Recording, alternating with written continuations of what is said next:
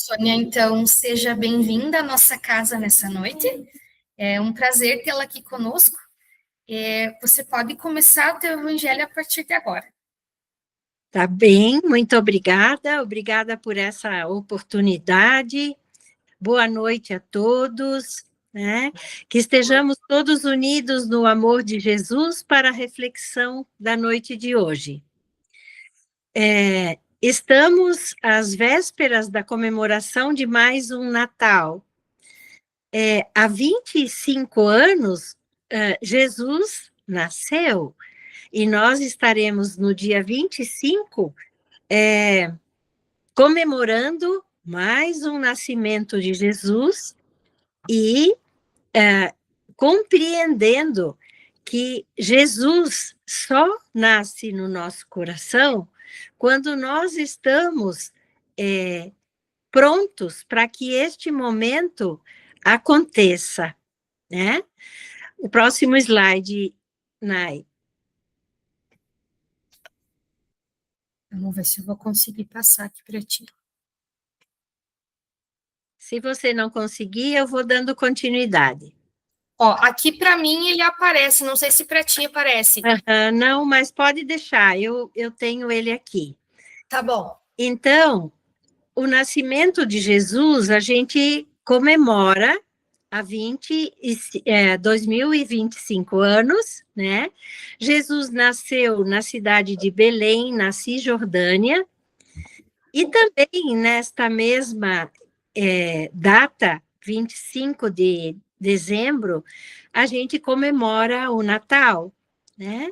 E essas duas comemorações, às vezes, elas acabaram ficando meio que sobrepostas uma à outra, né? O Feliz Natal, ele ficou com um entendimento maior das famílias, principalmente as famílias que não têm o cristianismo como crença e a religiosidade dentro de casa, né?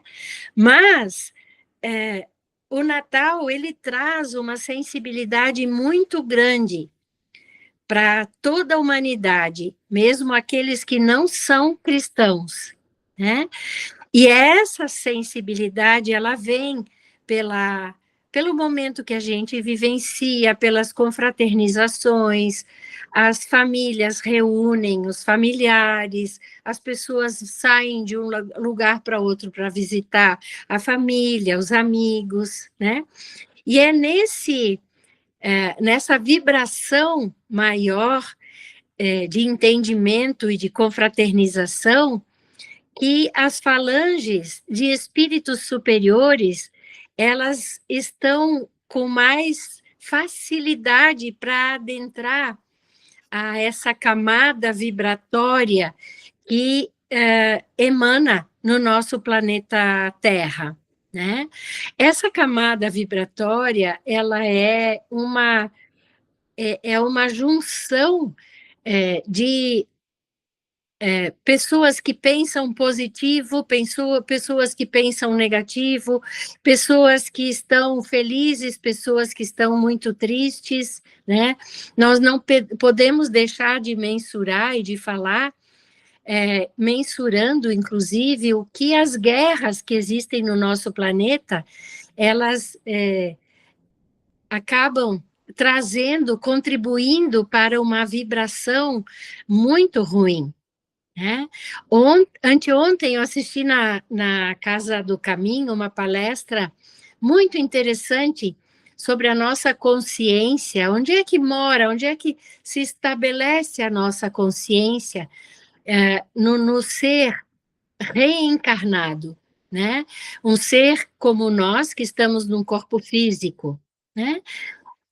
Essa consciência, ela está ou na nossa cabeça, ou no nosso coração, difere muito de pessoa para pessoa, mas justamente é a hora de nós podermos acionar essa consciência e emanar para o nosso planeta e para todos os irmãos que aqui moram, energias salutares de amor, energias de paz, energias de confraternização, entendendo que a comemoração de Jesus Cristo, pelo seu nascimento, é o renascimento dele em nós, só depende de nós, né?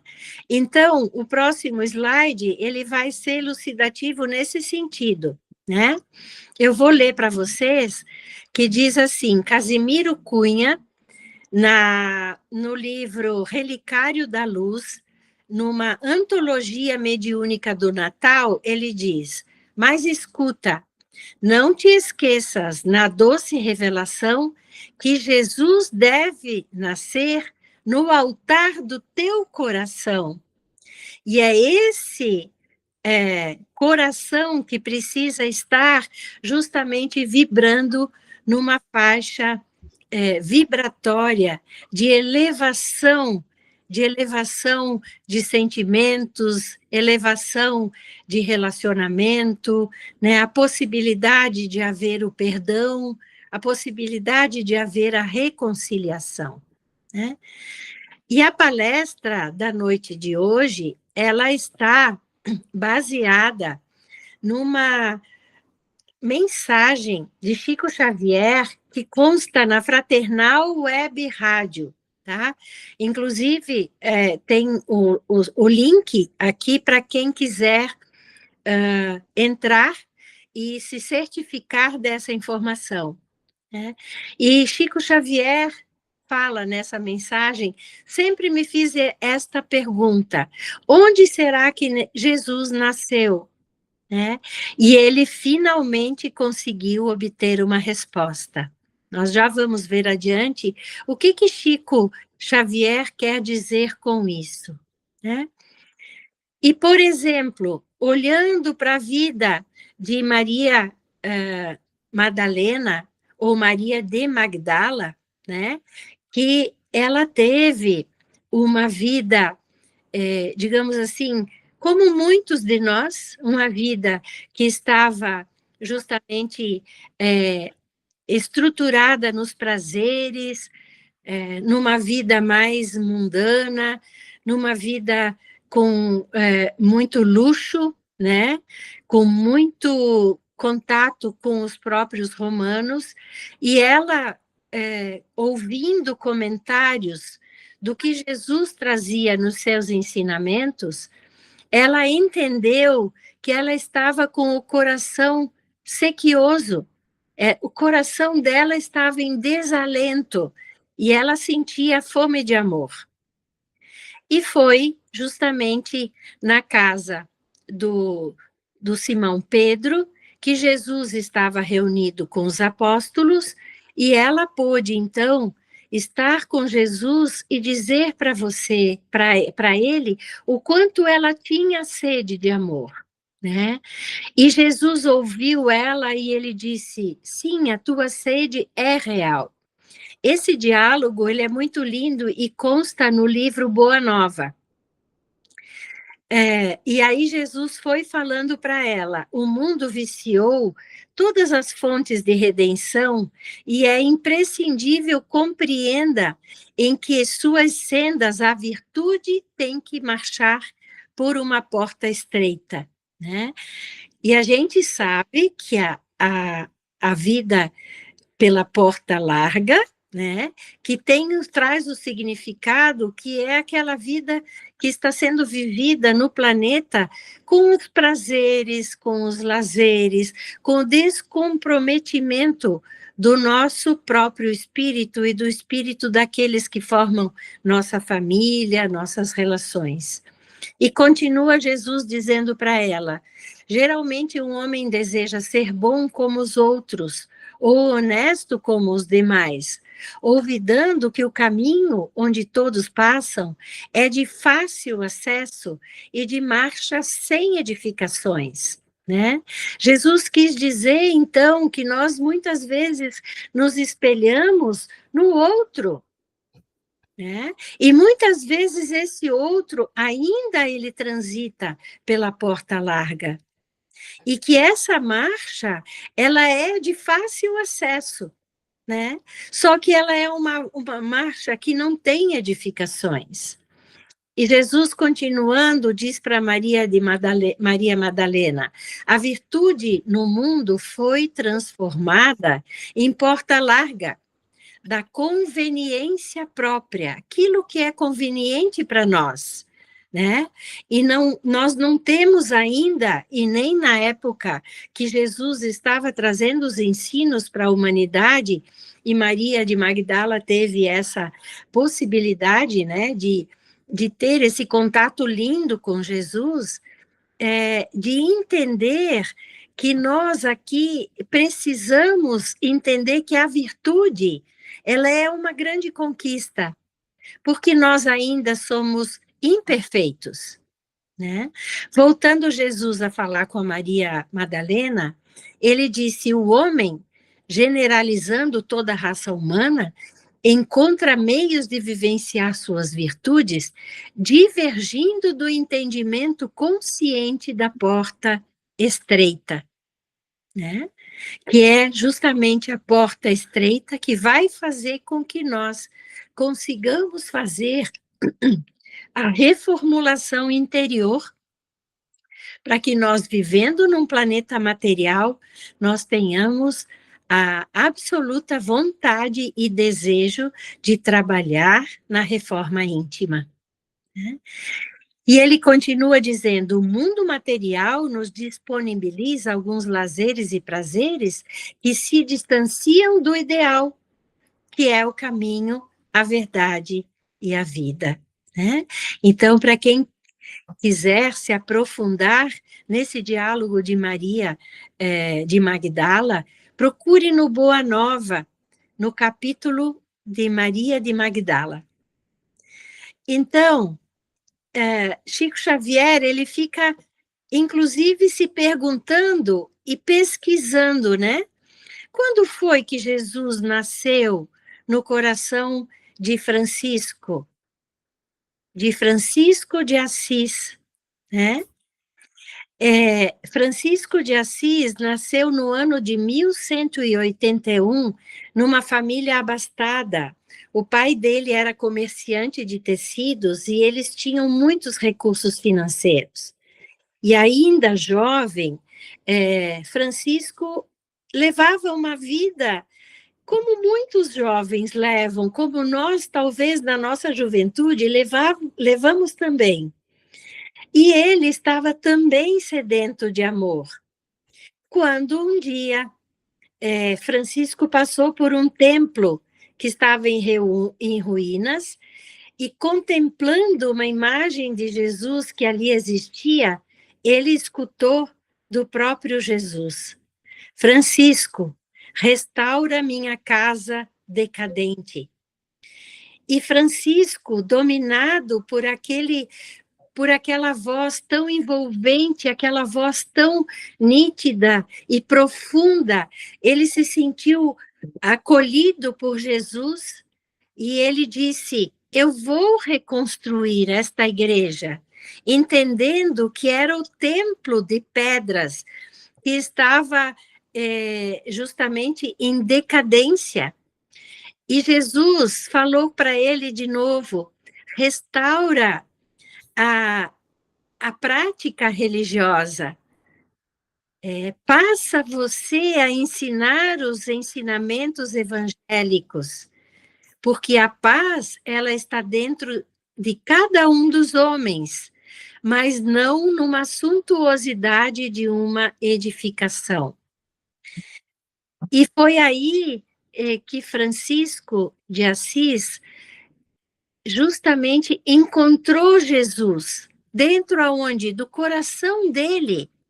Foi aí que Jesus nasceu para ele, na Praça de Assis, onde ele entregou a bolsa, ele entregou as roupas, ele se vestiu de uma túnica muito simples e ele foi trabalhar em prol da divulgação dos ensinos de Jesus, né? Entendendo que incondicionalmente ele estava amando Jesus, e foi gradativamente pelo lindo trabalho que ele fez para exemplo da humanidade, né? A dedicação aos homens, aos miseráveis, às pessoas doentes, aos animais, e foi assim que ele construiu uma fonte inesgotável de amor. Agora nós vamos perguntar para Saulo de Tarso, né? Saulo de Tarso, ele foi um fariseu, né?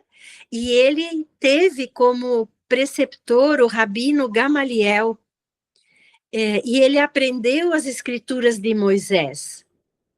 E ele trabalhava no Sinédrio. E naquela época, os fariseus, o Sinédrio, eles tinham um poder muito grande. E eles ensinavam a todas as pessoas a lei mosaica, a lei de Moisés. E Saulo, ele tinha uma capacidade intelectual muitíssimo grande. Mas como ele era fariseu e ele ensinava as leis de Moisés, ele se deparou com Jesus trazendo ensinos relacionados a Moisés, a ensinos de amor, a um Deus que não era punitivo, um Deus que era amoroso, né? Jesus produziu muitas curas, e tudo isso acabava incomodando os fariseus, né? Tanto é que Saulo se tornou um grande perseguidor dos fariseus. Mas olha só como a própria vida nos ensina, e ensinou muito a Saulo de Tarso. Estevão, ele era um cristão que divulgava muito o cristianismo, e ele fora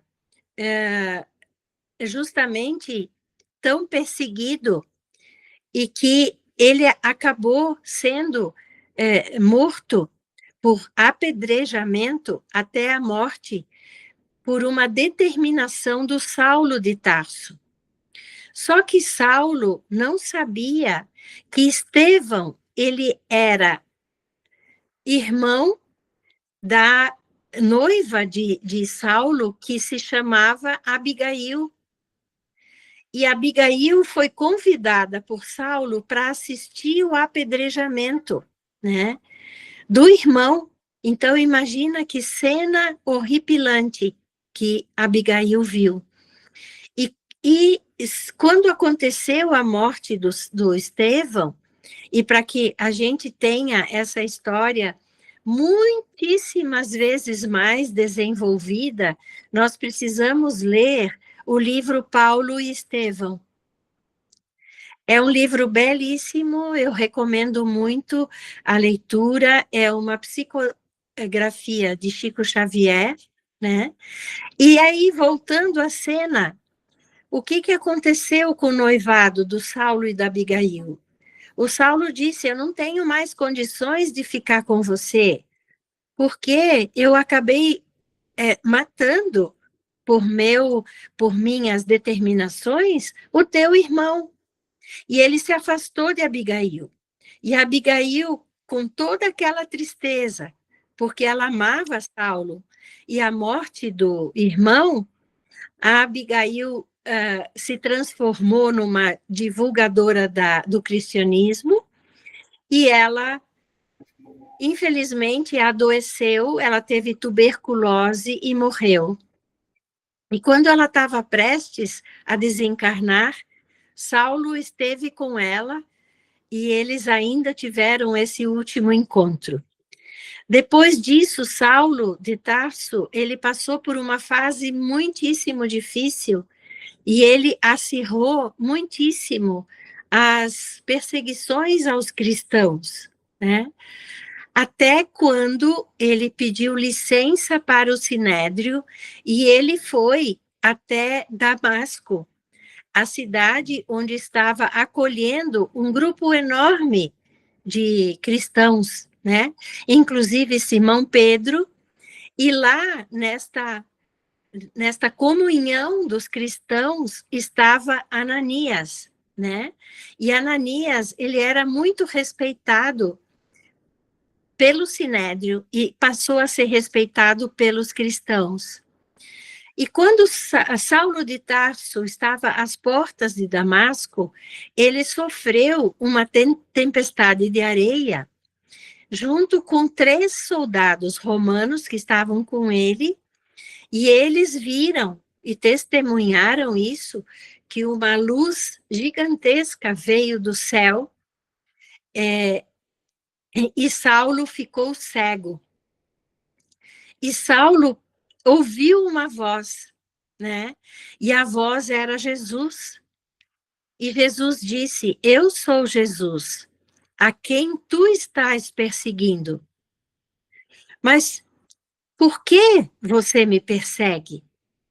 Levanta-te, entra na igreja e dirão o que deve, na igreja, desculpa, na cidade, e dirão o que deves fazer, né? E Saulo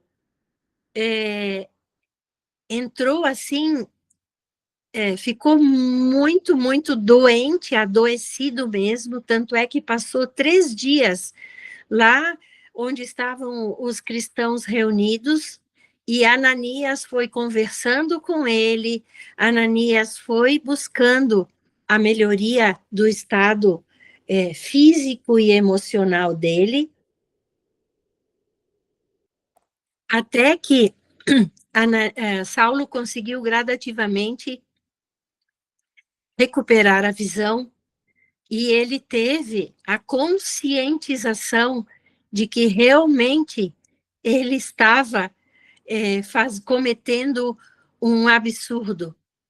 E foi aí que ele, então, mudou seu nome de Saulo para Paulo, e ele pôde, então, sentir que Jesus nasceu no coração dele, às portas da cidade de Damasco. Com muito sofrimento, ele pôde reconhecer isso. E aí, Chico Xavier traz a pergunta: e como foi para Pedro? Né? Vamos perguntar a Pedro, né? Quando é que foi que Jesus nasceu para ele? Simão Pedro foi um apóstolo muito querido por Jesus e muito querido por todos os companheiros, fora algumas dissidências que em alguns momentos eles tinham, né? E Jesus tinha dito para Pedro, que na última reunião com os apóstolos, que foi a última ceia, que Jesus tinha dito para eles que eles desculpa, eles seguiriam dali em diante sem Jesus, porque realmente Jesus ele ia partir do planeta, né? E Jesus, naquela noite da última ceia, para que ele pudesse comover, inclusive, os apóstolos, porque todos eles estavam muito desesperados com isso que Jesus dizia, né? Inclusive Judas dizia para ele: mas, Senhor, você tem o poder nas mãos, você pode mostrar para o Sinédrio e para todas as pessoas que nos perseguem de que você está trazendo a boa nova, né? E Jesus sabia o que ia acontecer com ele. E num momento de grande humildade, Jesus passou a lavar os pés dos apóstolos, né? Para que eles também entendessem que é pela humildade, que é pelo amor, que é pela caridade, pela verdade, que a gente constrói uma relação edificada no amor de Deus. E Jesus falou para Pedro, que Pedro iria negar Jesus ainda mais uma vez. E quando Pedro se deu conta, depois, quando Jesus já estava aprisionado, de que ele realmente tinha negado o mestre, que ele tanto amava, por 3 vezes, ele compreendeu de uma maneira muito verdadeira que Jesus, então, estava nascendo no coração dele, né, através de tanto sofrimento. E se a gente perguntasse, como Chico Xavier na mensagem sugere, né?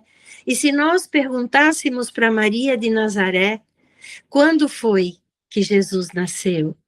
E ela, muito amorosa, né? Ela poderia dizer: Jesus nasceu em Belém, sob as estrelas que eram focos de luzes, guiando os pastores e suas ovelhas ao berço de palha. Foi quando o segurei em meus braços pela primeira vez e senti se cumprir a promessa de um novo tempo através daquele menino que Deus enviara ao mundo para ensinar aos homens a lei maior do amor. E Maria, esta mãe tão amorosa, tão companheira, tão dedicada, junto com José, eles trouxeram muita segurança para que Jesus gradativamente fosse tendo as, as lições de ensinamento para poder propagar para a humanidade. E, e aí vem a pergunta, né, meus queridos, e para nós, quando Jesus nasceu? É uma reflexão íntima de cada um de nós. E outro dia, na Casa do Caminho, estávamos estudando o ESD, que é o estudo da doutrina espírita, e coube a mim falar sobre o roteiro de Jesus no livro, né, no tomo 3, e eu fiz essa pergunta aos queridos que estavam ali, né, e foi uma reflexão tão importante, cada um escreveu como foi para cada um de nós, para cada um deles, como eu faço a pergunta para cada um de vocês. Quando Jesus nasceu em cada um de vocês? E vem uma outra reflexão. E se nós descobrirmos que ele ainda não nasceu no nosso coração, que Jesus está ausente, que ele não faz parte das nossas vivências diárias, como é que nós vamos buscar Jesus? Muitas vezes, meus queridos, é através do sofrimento, através de um momento de dor, um momento de perda, um momento de distanciamento, de conexão com Deus, com a espiritualidade maior, com Jesus, que justamente acontece essa ausência de Jesus no nosso coração e na nossa vida. Ele é o nosso mestre, o guia espiritual da humanidade, né? Então, cabe a nós pensarmos nele, lermos o Evangelho, praticarmos o Evangelho, praticarmos nas nossas relações familiares, conjugais, profissionais, a lei do amor, a lei da compreensão, a lei do caminho da verdade e da vida, fazer aos outros aquilo que nós gostaríamos que fosse feito para nós. Né? Essa frase de Jesus, esse entendimento que Jesus traz para nós, ele é muito amplo e verdadeiro. Só vai haver justiça entre os homens se nós pudermos amar uns aos outros, né? E este grande mandamento e ensinamento, Jesus também trouxe na noite que ele, junto com os apóstolos, fizeram o último encontro, e que ele disse: amar a Deus sobre todas as coisas e ao próximo como a si mesmo, né? E qual é esse amor que nós temos por nós mesmos? Como é que a gente investe nesse amor? Não é um amor egóico, um amor que, nos presenteando, nós estaremos nos amando.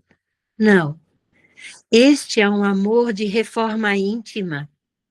É um amor que gradativamente nós precisamos construir diante de reflexões de autodescobrimento, de autoconhecimento, né? Junto com essa doutrina maravilhosa que vamos gradativamente sendo adeptos, ou alguns já estão sendo adeptos há muitos e muitos e muitos anos. E é justamente esta doutrina que nos dá o respaldo para que nós não nos sintamos sozinhos, para que nós entendamos que nós sempre estamos acompanhados da luz de Jesus através do nosso anjo guardião, do nosso espírito mentor, né? O mentor espiritual, e de que quando nós estamos trilhando pela porta estreita, nós estamos descobrindo as nossas virtudes, né? E é esta a nossa programação aqui no planeta, da evolução moral, da evolução espiritual.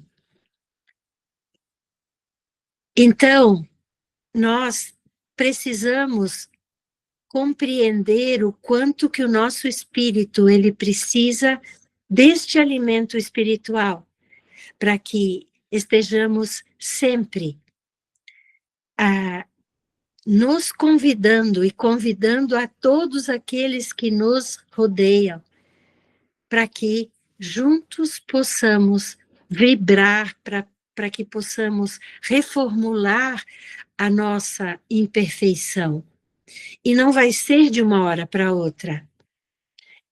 Tudo isso é gradativo, mas nós precisamos estar com a nossa consciência justamente estabelecida nesse grande propósito, né?